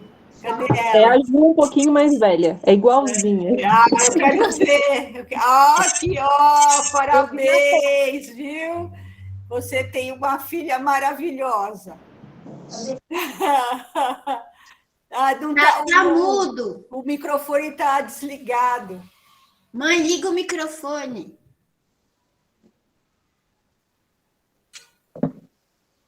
Agora ouviu? Agora sim. tá bom. A mamãe está muito orgulhosa, viu, filha? Você merece um beijo, Deus te abençoe. Olha só, a sua irmã? É a minha irmã. Olha a sua cara. Olha, que bonitinho. Todo mundo é orgulhoso aqui, viu? Mas é mesmo. É de ser... Também. Parabéns por todo o seu lado aqui. Deus abençoe. Legal. Parabéns, minha sobrinha. Parabéns, que Deus te abençoe. Olha, Parabéns, Ju. Parabéns, muito bom, viu? Eu não entendo nada, mas entendi tudo. Ai, que bom! Entendeu um pouquinho só, mas o importante é saber o objetivo que você queria, né? Isso aí. Isso mesmo, parabéns, viu? Muito bom, muito bom. A Deide também está dando parabéns, ela está aqui. Olha. Parabéns, Ju.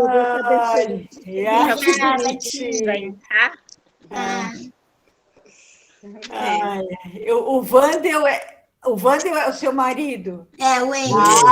O Wendel. Oi. Eu já vi, você já foi comigo, né? A gente foi no como é que chama? No São Pedro, né? Que teve uma ópera, né?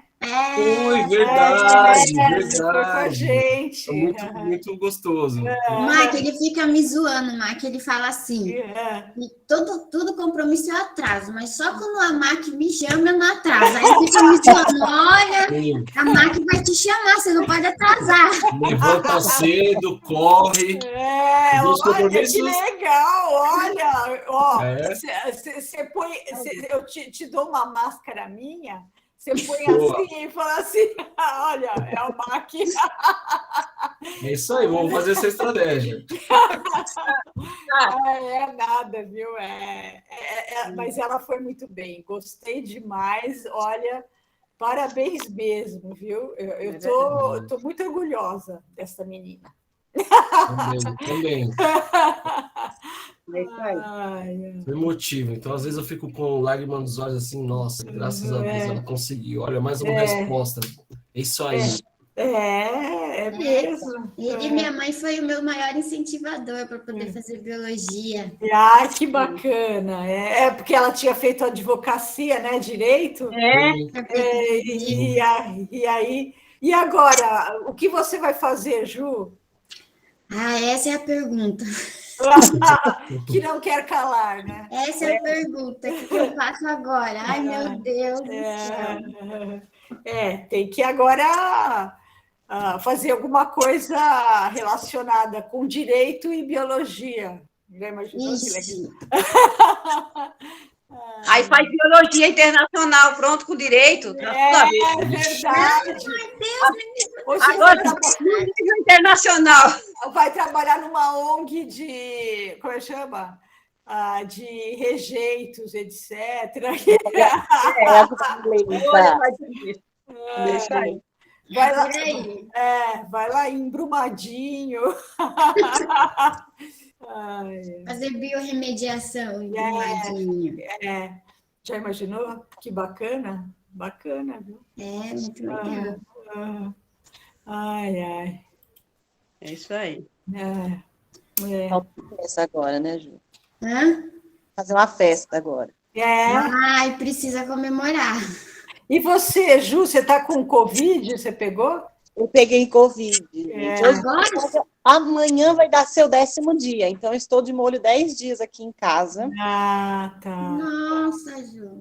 Eu voltaria essa semana, mas eu não voltei porque deu uma loucura, e assim, deu uma loucura em Minas, né? Até a família do meu irmão estava lá em Minas. E aí pegaram, acabaram vindo para cá, eu acabei também pegando. Mas onde que eles estavam? Não, eles estavam uma cidadezinha chamada Resende, é muito pequena a cidade. Então, acho que assim, começa a espalhar muito fácil, né? É verdade. Mas você não teve maiores problemas, né? Não, foi como se fosse uma gripe muito forte. Forte. Eu fiquei meio assim, 3 dias que o nariz não parava de espirrar, eu não conseguia levantar, porque deixava a gente até fraco de tanto espirrar. Mas aí depois foi passando, meu nariz ainda está um pouco cheio, mas tô com sintoma nenhum. Mas você fez o teste? Sim, fez.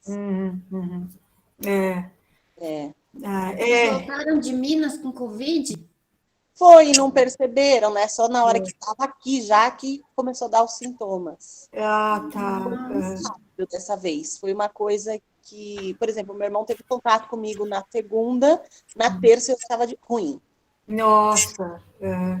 Então, assim, esse novo ali é muito rápido. É muito o quê? Rápido para passar o sintoma. Mas você estava de máscara? Não, você estava sem máscara, tudo, né? Carro com ele, eu acho que o que eu imagino foi esse momento, entendeu? Então, a gente tirou a máscara, não achou que sabia que ele estava. Eu estava em Minas, eu fiquei 10 dias, lá. Eu achei até que você estava lá ainda, na verdade. Não, eu fui em dia 27 e voltei dia 5. Tá. De janeiro, Porque foi tranquilo? Teve aquelas catástrofes todas lá, vocês viram? Mas eu peguei justamente uma semana antes, né? Eu fui... mas eu fui para Inhotim, eu fui para Tiradentes, para Sabará não, mas para São João del Rei, fui para Congonhas do Campo, fui para todos esses lugares. Fui para Serra do Caraça. E agora tá ninguém pode entrar lá na Serra do Caraça, que está assim, parece que não tem mais a passagem, né? Ah, Você mas conheceu Bueno Brandão? Eu fui para E aí, lá. é legal? Muito lindo. Eu fui nas duas cachoeiras lá, na São Luís e numa outra. Muito legal. Ah, mãe, é perto do nosso terreno aí onde a Mac foi, Bueno Brandão. É uma cidade atrás de Senador Amaral. Ah, é muito lindo, é muito bonito. Minas é lindo, né? Minas Nossa, eu amei lá. Eu sou suspeita de falar, viu? mas nossa, A gente já comprou um Minas terreninho lá, então a gente já está amando lá. é muito bonito, é muito lindo lá. Eu realmente assim, é um estado assim que você, assim, as pessoas são muito legais, assim, super hospitaleiras, É verdade. assim, e mesmo a paisagem, tudo é muito Nossa, legal. maravilhosa. Eu gostei muito. Aqueles morros, tudo com aquele chalé lá em cima, meus, que é um sonho para Nossa, é mim. muito lindo. Lindo. Olha, ó, a sua orientadora chegou. vamos lá. Bom, pessoal, vou interromper um pouquinho aqui a conversa, depois vocês podem continuar, só para dar o resultado final, né, da defesa da Juliane. Então, a nota final da sua monografia, né, a média final com os 3 avaliadores, eu, a doutora Daniela e o professor doutor Márcio, foi de 9,2, isso do texto escrito, tá? E da sua defesa oral foi de 9,7. Portanto, você está mais do que aprovada, né? Com louvor aí. Parabéns, Juliane. E sem dúvida você se desenvolveu muito realizando esse trabalho com a Mariângela, a Daniela, a Juliana. Ela aprendeu muito e está saindo com uma formação bem sólida. E espero que você se anime a continuar aí na carreira, né? De repente, dar continuidade a esse trabalho, ajudar a Juliana, né? Fazer aí uma extensão desse projeto. Espero que você tenha outras perspectivas aí dentro da carreira acadêmica. Mas se não for, se tiver outros planos também, que dê tudo certo, né? E que tenha sucesso da mesma maneira, porque o que importa é que agora você oficialmente, né, concluiu um dos requisitos para a obtenção do título de licenciado em Ciências Biológicas e está cada vez mais perto de pegar o diploma. Eu não sei se você ainda tem disciplinas para cumprir ou não, mas então já está encerrando esse ciclo mesmo, né? E aí com o diploma na mão, gostaria de te agradecer por ter confiado em mim para orientar o seu TCC. Na verdade, só para o pessoal entender, né? Quem orientou o trabalho, idealizou, acompanhou a Juliane foi a doutora Mariângela, a Juliana, né? Que estiveram perto mesmo da Juliane para desenvolver a iniciação científica, e da iniciação científica a gente adaptou, né, a iniciação científica ao trabalho de conclusão de curso. E daí eu só orientei essa parte mais da escrita, de organização dos dados, né?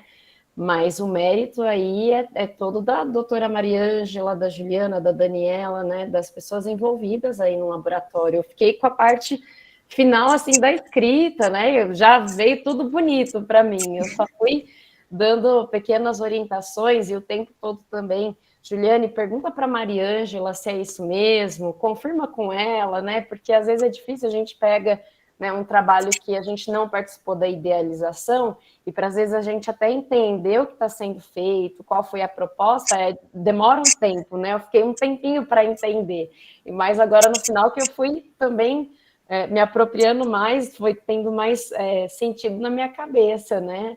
Para poder orientar a Juliane. Então, agradeço aí mais uma vez aos membros da banca, a doutora Daniela, ao professor doutor Márcio, pelas contribuições que foram muito valiosas, sem dúvida. Agradeço mais uma vez a Mariângela, a Juliana, que acompanharam esse crescimento científico da Juliane de perto, né, e que deram essa oportunidade dela se desenvolver academicamente. E agradeço a Juliane por ter me escolhido para orientar o trabalho de conclusão de curso dela, né, e ter confiado também em mim para finalizar essa etapa da sua formação. E gostaria também de elogiar a Juliane, que é uma pessoa muito comprometida, então a gente tinha as reuniões semanalmente para poder escrever o trabalho, e daí eu falava, Ju, pesquisa isso, vai atrás disso, e ela voltava com tudo pesquisado, ela conversava com a Mariângela, conversava com a Juliana, voltava com as respostas, então ela tem um comprometimento que é o que a Mariângela falou, né? Não adianta a gente dar a mão se a pessoa não segura. Então, a Juliane, acho que ela segurou bem na mão de todo mundo que ela pôde e conseguiu aí se desenvolver, né? Ter uma trajetória de sucesso, né? Embora na ciência tenha sempre, né, os altos e baixos, a gente erra muito para acertar, né? E acho que faz parte, né, do processo, né? Às vezes quem está de fora não entende, mas a gente que está ali, a gente sabe que vai dar mais errado do que certo, né? Muitas vezes. Né? E as grandes descobertas vêm dos maiores erros, no final das contas. Então, é assim mesmo que funciona. Eu acho que você teve essa demonstração, né, do que é fazer ciência muito bem lá no laboratório da professora Mariângela e tudo mais. Então, parabéns e muito obrigada, mais uma vez, por você ter sido tão comprometida desde sempre, né? Faz muitos anos que a Juliane me procurou para orientar o TCC dela, né? E faz muitos anos que ela desenvolve a iniciação, né? Acho que quase desde o início da graduação dela. Então, é um trabalho de aí pelo menos uns 2, 3 anos, né, Ju? Sim, sim. E agora está colhendo bons frutos, né? Então, agradeço mais uma vez a todo mundo que veio prestigiar também a Juliane, os familiares, os amigos, os membros da banca, a professora Mariângela, Juliana e a Juliane, todo mundo, gente. Se alguém quiser falar alguma coisa, fique à vontade. Parabéns, Juliane. Parabéns, Ju. Obrigada, Lívia, você sempre prestativa. Às vezes eu mandava mensagem para a Lívia 10 horas da noite e a Lívia respondia. Ai, meu Deus, tadinha. E ela, toda hora que eu chamava, ela estava ali à disposição. Não tenho nada que falar, todo mundo me ajudou bastante. O Wendel, minha mãe, todo mundo me apoiou. E é isso. Eu queria só citar uma frase que eu achei muito legal. Eu li um livro de um índio Yanomami, que o título do livro é A Queda do Céu. Eu até coloquei no TCC e eu achei bem interessante o que ele fala. Ele fala assim, que os brancos também são contaminados. São atingidos como nós pela fumaça dos minérios e do petróleo escondido por Onama debaixo da terra e das águas. Fazem-na jorrar por toda parte ao extrair e manipular essas coisas ruins. Chamam isso de poluição, mas para nós é sempre fumaça de epidemia chauara. Ele está falando aqui que Onama, que seria para eles o Deus Criador, colocou o petróleo para ficar debaixo da terra. Nunca ele deveria ter sido extraído, era para ele ficar ali. E desde quando os brancos extraíram esse petróleo, ele gerou a fumaça de epidemia, que é o que a gente chama de poluição. E a gente tem outras, eu creio que a gente tem outras tecnologias de movimentar veículos, né? Agora esqueci, de fazer o motor, como, por exemplo, a água. Eu estava vendo um pesquisador que ele desenvolveu um método de quebra da água e ele conseguia fazer um motor girar. Só que não é conveniente, porque imagina se o motor gerar da água, não é economicamente, para muita gente não vai deixar muita gente triste por aí. E acho que ele tinha patente, ele nunca quis vender essa patente, eu esqueci o nome desse pesquisador, e depois ele acabou falecendo e ficou por isso mesmo. Mas a gente tem alternativa mais viável para usar como combustível, né? Que não seja a partir da base do petróleo. Hoje em dia tem os motores movidos à eletricidade, a bateria, que eu acho que não é uma coisa viável para a gente, porque eles não vão poluir gases, né? Não vão gerar gases que vão sair para a atmosfera. Mas, por outro lado, eles têm aquelas baterias enormes, que aquilo ali, uma bateria de um carro, de um caminhão, polui um rio, matou o rio inteiro, né? E, assim, não, para mim não é viável. Na China tem um pátio enorme de carros elétricos que eles construíram, que eles venderam, acho que em 2010, e tá lá parado aquele pátio enorme de carros, lotado de bateria, com um monte de metais pesados ali, poluentes gravíssimos, muito pior do que os poluentes movidos a diesel, né, à base de petróleo. E aí, como que fica? Como é que eles vão descartar agora esse material?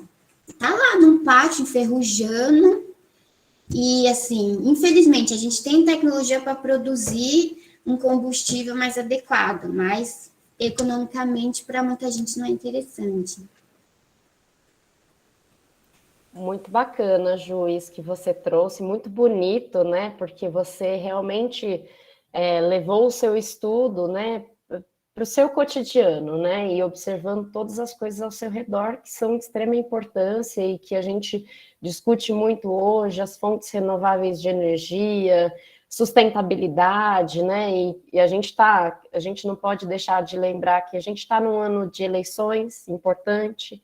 E a gente tem que estar atento a tudo isso, né? Aos projetos dos políticos, né? Dos candidatos, o que eles pensam, inclusive, sobre a questão ambiental, de sustentabilidade econômica, social, né? O impacto que toda e qualquer decisão tem, né? Sobre todos esses aspectos. Então, é importante, é de extrema relevância, e é bonito ver que você conseguiu extrapolar, né, o seu trabalho para além, né, da academia, pensando no cotidiano, pensando em sociedade mesmo. Parabéns, Ju. Mais alguém quer falar alguma coisa, dar os parabéns? Ai, parabéns mesmo. Ju. Parabéns. Parabéns, Ju. Parabéns. Não sei como foi difícil. Demorou, que bom. Parabéns. O Wendel é o seu esposo. Isso. Ele é meu esposo. Acompanhou de perto, né? Todo o sofrimento. Ouvi bastante o TCC. Li com ela. É uma felicidade imensa. Que bom. Esse TCC nunca é uma conquista individual, né? É sempre um coletivo, porque tem tantas pessoas da área técnica, né, acadêmica, que dão o suporte, mas os familiares, os amigos, também, assim, dão um suporte emocional para a gente, que é de extrema importância, né? E tem que compreender, muitas vezes, nossa ausência. A gente passa muito por isso, né? A gente sabe o quanto é difícil, às vezes, as pessoas entenderem, né? Tudo que a gente está fazendo ali naquele momento. Então, a gente tem que dar muito valor, realmente, a essas pessoas que caminham com a gente, né? Nos dando suporte. Então, realmente, é um momento de gratidão agora, né? É verdade. É isso aí, Juju. Parabéns, viu? A sua conquista é a nossa conquista, tá? Só quem passou por isso, eu acho que todo mundo aqui já passou por essa fase, sabe o quanto é difícil, quanto cabelo a gente perde, peso, ou perde ou ganha. E assim, a sua nota para nós é 10, viu? Para 10 vai ser sempre 10. Eu não esperava menos de você, tá bom? Beijinho, te amo. Te amo, obrigada, Jaque. É a veterinária da família. Ela é sua irmã? Que legal. Prazer. Gente, vocês não sabem de nada. Ela não vai partir para nenhuma dessas áreas. Ela vai ficar comigo. Muito bom. Congratulações, Juliane. Parabéns para você. Bom, gente. Obrigada, Roche. Obrigada. Que bom que vocês participaram. Fico feliz. Se ninguém quiser falar mais nada, eu então encerro essa sessão de defesa, agradecendo mais uma vez a todos os presentes, a banca, a Mariângela, a Juliana e a Juliane, dando os parabéns por mais essa conquista e desejando muito sucesso, né, em qualquer coisa que você for fazer. No que você escolher, que você tenha muito sucesso. Obrigada, Lívia. Beijo para todo mundo. Interromper a gravação. Tchau, tchau.